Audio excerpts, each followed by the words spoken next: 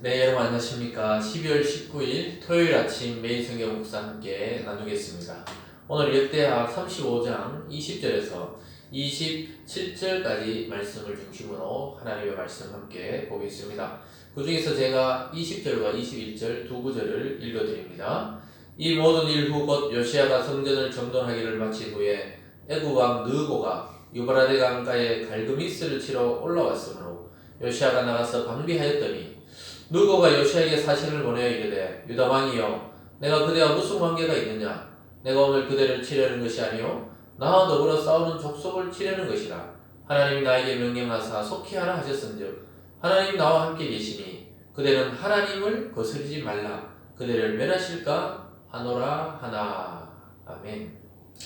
오늘 본문 전체를 중심으로 요시야의 죽음과 남유다의 멸망, 요시야의 죽음과 남유다의 멸망이라는 제목으로 잠시 말씀을 나누겠습니다.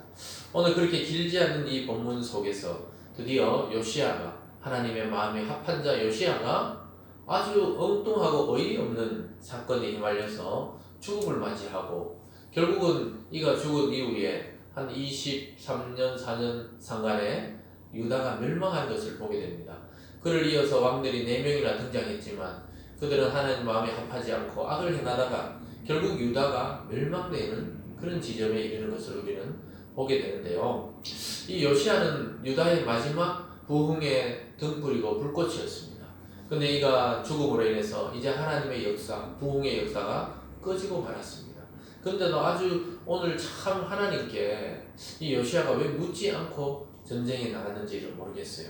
사실 자기와 상관없는 전쟁에 나갔다가 결국 어이없이 활을 쏘는 자에게 맞아서 중상을 입고 결국은 죽게 되는 그런 장면을 보게 되는데요. 참 이 위대한 요시야 왕의 죽음은 우리를 안타깝게 합니다. 여러분 우리도 어떤 일을 잘 하다가 아주 어이없고 사소한 일에 걸려서 넘어질 때가 많이 있다는 것을 오늘 본문을 통해 보게 되는데요. 오늘 첫 번째로 하나님께 묻지 않고 전쟁에 나간 요시야의 모습을 보게 됩니다. 그동안 잘 이렇게 보다가 왜 이 전쟁을 할 때 하나님께 묻지 않았는지 참 우리도 알다가도 모를 일이죠. 20절에 이렇게 말합니다. 이 모든 일 후 곧 요시야가 성전을 정돈하기를 마친 후에 그러니까 하나님의 마음에 합하게 성전을 잘 정리하고 예배를 드리고 유월절 축제를 잘 드리고 그 일 이후에 이런 사건이 있었어요. 애굽 왕 느고가 유브라데 강가에 갈그미스를 치러 올라왔으므로 요시야가 나가서 방비했다. 그러니까 애굽 왕의 의도는 그런데 결국은 이 유다를 거쳐서 가야 되기 때문에 혹시 자기 나라도 치고 올라가는 것 아닌가 이렇게 요시야가 아마 생각했던 것 같습니다.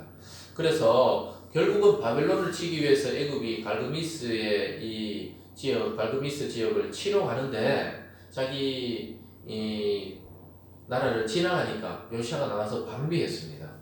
거기까지는 좋았는데 전쟁을 하면 안 되는 것이었습니다. 그리고 하나님께 묻지 않고 지금 나갔다는 겁니다. 지금까지 모든 일을 잘 하시면서 하나님께 물어봤는데 아니 이번 일은 어떻게 그냥 상식적으로 생각했는지 그냥 나가서 방비하는데 오히려 애굽 왕 느고에게 하나님 말씀이 임해서 요시야 보고 경고합니다. 21절입니다. 느고가 요시야에게 사신을 보내 이르되 유다 왕이여 내가 그대와 무슨 관계가 있느냐 내가 오늘 그대를 치려는 것이 아니요 나와 더불어 싸우는 족속을 치려는 것이라 하나님이 나에게 명령하사 속히 하라 하셨은즉 하나님이 나와 함께 계시니 그대는 하나님을 거스르지 말라 그대를 멸하실까 하노라. 어떻게 들어보면 이 적장이 또 적의 왕이 좀 연막 전술을 쓰는 것 같죠. 이 유다가 생기는 하나님의 이름을 빌어서 너희를 치려는 것이 아니다 이래놓고 치는 경우도 있거든요. 그런데 어쨌든 기도해 봤어야 되죠. 근데 느고는 말하기를 내가 그대를 치는 게 아니고 나와 전쟁하려는 그 나라를 치기 위해서 갈그미스로 하고 있는데 당신은 비키시오. 하나님이 이 일을 허락하신 거기 때문에 자칫 잘못하면 하나님의 일에 여러분이 방해가 됩니다. 그러다가 멸망합니다. 이렇게 경고하는데도 기도하지 않는 이 요시야의 모습을 보게 됩니다. 22절에 보면 요시야가 몸을 돌이켜 떠나기를 싫어하고 오히려 변장하고 그와 싸우고자 하여 하나님의 입에서 나온 느고의 말을 듣지 아니하고 이렇게 말하고 있습니다. 하나님의 입에서 나온 느고의 말, 이 느고도 왜 그런 말 했는지 모르지만 너희 하나님이 이렇게 하라고 그랬기 때문에 너희는 이 일을 막지 말라 이렇게 말했습니다. 근데 요시야는 그러다 말을 듣는 척 하다가 몸을 돌이켜 떠나기를 싫어하고 변장해서 싸우다가 결국은 죽게 돼요. 23절입니다. 활 쏘는 자가 요시야 왕을 쏜지라. 왕이 그의 신하들에게 이르되 내가 중상을 입었으니 나를 도와 나가게 하라. 그 부하들이 그를 병거에 내리게 하고 그의 붉은 병거에 태워 예루살렘에 이른 후에 그가 죽으니 그의 종상들의 묘실에 장사되니라. 이렇게 말씀하고 있습니다. 참 이 위대한 업적과 또 하나님을 향한 신앙을 가지고 있던 왕이 죽을 때 이 어이없는 죽음, 누구를 향한 하나님의 말, 경고를 듣지 않고 자기 생각대로 기도하지도 않고 물어보지도 않고 하다가 어이없이 그냥 변장하고 갔다가 활 쏘는 자에게 활을 맞아 죽게 됩니다. 하나님이 이미 누구를 통해 경고했죠. 이건 하나님의 일이니까 막지 말라. 하나님 너희를 멸할지도 모른다. 그래서 결국은 이렇게 요시야는 죽고 이스라엘은 23년 내에 망하게 됩니다. 오늘 두 번째로 보면은 이 요시야는 아주 위대한 왕이었다는 것이 또 백성들의 그 슬픔을 통해 드러납니다. 온 나라가, 온 유다가 슬퍼합니다. 24절 끝에 보면요, 온 유다와 예루살렘 사람들이 요시야를 슬퍼하고 예레미야는 그를 위하여 애가를 지었으며 모든 노래하는 남자들과 여자들은 요시야를 슬피 노래하니 이스라엘의 규례가 되어 오늘까지 이르렀으며 그 가사는 애가 중에 기록되었더라. 예레미야 선지자도 이 요시야 왕의 죽음을 안타까워하면서 선지자가 애가 슬픈 노래를 지어서 부를 정도로 이 요시야의 죽음은 안타까워요. 마지막 남은 하나님의 이 부흥의 불꽃이 꺼져버리기 때문인 것입니다. 그는 많은 사람의 존경을 받았어요. 그런데 왜 이 하나의 어이없는 실수로 하나님의 그 진노를 불러왔는지 우리는 잘 알 수 없지만 아마 그가 계획하면 또 지금까지 하나님 도웠으니까 당연히 승리할 거라고 생각했던 것 같습니다.